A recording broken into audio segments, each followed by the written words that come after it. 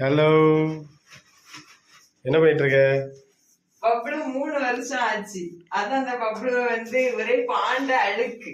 அதனால நல்லா கிளீன் பண்ணி பஞ்செல்லாம் எடுத்து வச்சிருக்கேன். Who is the Bablu?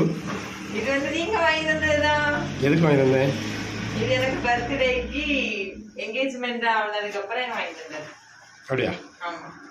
அதான் உங்க ஞாபகத்தமா உங்களதான் அடிச்சுட்டு வைக்க முடியல. அதான் உங்க மேல இருக்க ஆத்திரத்தை பப்ளு ஈக்கிள் மாதிரி இருக்கா? அதான் பப்ளுக்கு பஞ்செல்லாம் எடுத்தாச்சு. அப்படியா?